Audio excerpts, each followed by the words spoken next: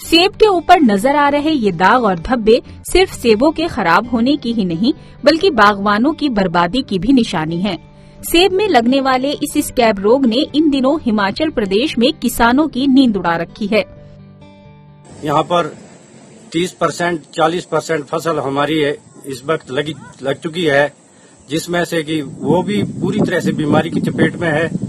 प्रशासन को भी अगवा किया गया था, उन्होंने भी टेस्ट डोज दी थी, उसके उपरांत भी बीमारी में किसी भी तरह का कोई छुटकारा नहीं मिल पाया। स्कैब एक ऐसी बीमारी है जो आज अनियंत्रित हो रही है।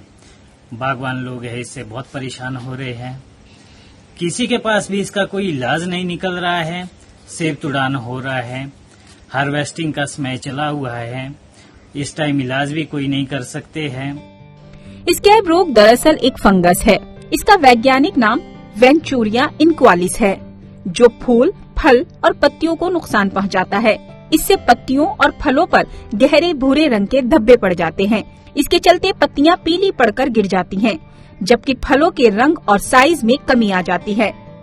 हिमाचल प्रदेश में 1983 के बाद बीते साल कुछ मामले सामने आए थे, लेकिन इस साल ये महामारी के रूप में पैर पसार रहा है। छोटी मोटी कोई ऐसी बीमारी नहीं है कि जिसको आसानी से कंट्रोल किया जा सकता है। इसको कंट्रोल करने के लिए सामूहिक तौर पे सभी बागवानों को लगना पड़ेगा, सभी क्षेत्रों को लगना पड़ेगा, सभी साइंटिस्टों को लगना पड़ेगा और सरकार को भी इसमें पूरी संजीदगी दिखानी पड़ेगी, क्योंकि ये इसकी मैनेजमेंट जो होती है वो सर्दियों से लेकर सारे पूरे सीजन 1-2-3 साल तक इसका प्रोसेस चलता है। जैसे कि 83 में जब ये हुई थी तो पूरे 90 के दशक तक ये जो चलती रही और इसको कंट्रोल किया। एक अनुमान के मुताबिक स्कैब रोग अब तक 60% सेब बागानों को चपेट में ले चुका है। अकेले शिमला में 1000 हेक्टेयर में फैले सेब बागान इससे प्रभावित हुए हैं। किसानों का कहना है कि इस साल लॉकडाउन और मजदूर न मिलने की वजह से समय पर दवाओं का छिड़काव नहीं हुआ और ये बीमारी तेजी से फैल गई।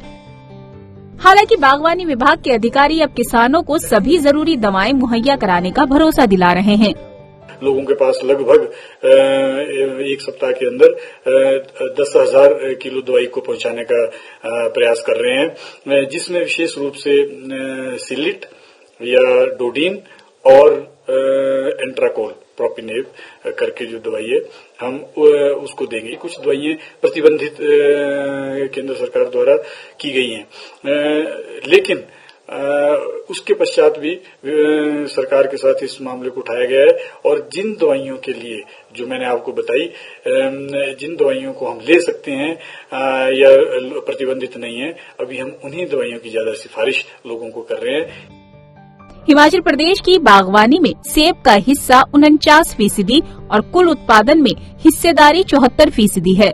ऐसे में ये स्कैब रोग प्रदेश की 4500 करोड़ रुपए की सेब इकोनॉमी के लिए एक बड़ा खतरा बनता दिखाई दे रहा है।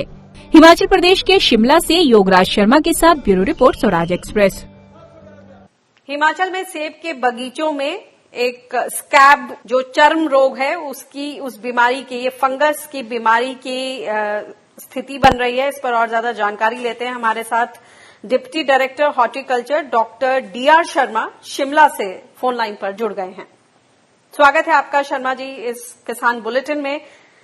ये बताएं कि जो ये सेब में चर्म रोग जो स्कैब डिजीज, इस बीमारी की बात हो रही है और जो किसान है, बागवान है, वो आशंकित हैं कि ये बहुत तेजी से फैलेगा, क्योंकि अब मॉनसून आ गया और नमी की वजह से ये जो फंगस है ये तेजी से फैलेगा। इस पर आपके विभाग की किस तरह की तैयारी और किसानों के लिए क्या सुझाव?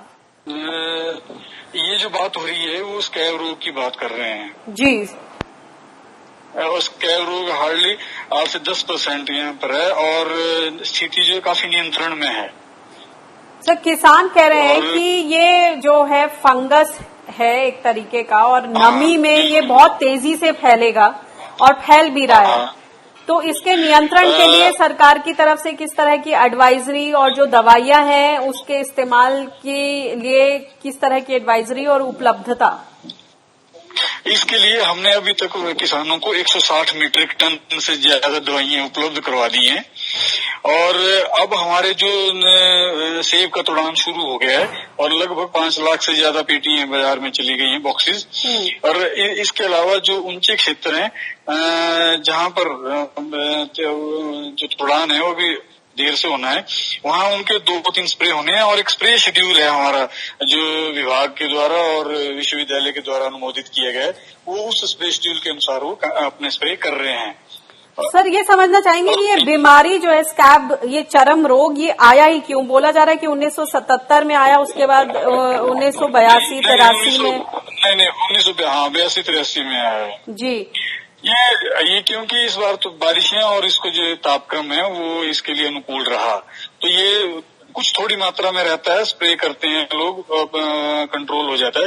लेकिन इस बार इसके लिए जो तापक्रम और बारिशें होती रही मई महीने में, वो के लिए थोड़ा इसके लिए फेवरेबल कंडीशंस, कंड्यूसिव कंडीशंस बनी। लेकिन अब वो काफी नियंत्रण में है, लोग प्रॉपर स्प्रे कर रहे हैं और जहां जहां लोगों ने प्रॉपर स्प्रे को फॉलो किया है वहां पर ये बिल्कुल शून्य के आसपास है। और सेब के साथ जो किसी भी फसल के साथ जाते हैं, सेब की बात नहीं, उसमें बीमारियां और ये चलती रहती हैं, तो ये ऐसी अब चिंता का विषय नहीं है। ये मुश्किल से कहीं कहीं 10% है और ज्यादातर ये एवरेज 5 से 6% के बीच में है, जो कोई ऐसी जो खबर आई है सर, उसके हिसाब से इतना क्षेत्रफल अफेक्टेड है कि 15% बताया जा रहा है। 1,000 हेक्टेयर 1,000 हेक्टेयर में, और कुल मिला के 15% की बात हो रही है और ये बहुत तेजी से फैल सकता है। 15 अभी नहीं, आगे नहीं फैलेगा क्योंकि स्प्रे कर रहे हैं। 15% तो कहीं किसी छोटे पॉकेट में है, ऐसे ओवरऑल नहीं है। और ये जो दवाई है वो कितनी सेफ है, कितना सेफ मानते हैं? क्योंकि किसानों को आशंका है कि अगर ये इससे कंट्रोल नहीं हुआ तो ऐसे पेस्टिसाइड्स भी इस्तेमाल करने पड़ सकते हैं जो कि बैन है।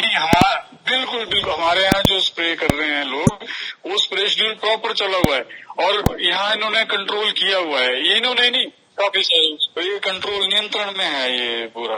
तो आपके मुताबिक बिल्कुल घबराने की जरूरत नहीं है और जो विभाग है वो पूरी तैयारी और पूरी मुस्तैदी के साथ इस पर लगा हुआ है। हमने बगीचे के हम वो भी दे सकते हैं फोटोग्राफ। अभी भी मैं एक बगीचे में घूम रहा हूँ और उसमें कर रहा हूँ, तो ऐसी कोई वो नहीं है, चिंता का विषय नहीं है। धन्यवाद इस बात से। बहुत अच्छा नियंत्रण है। ओके।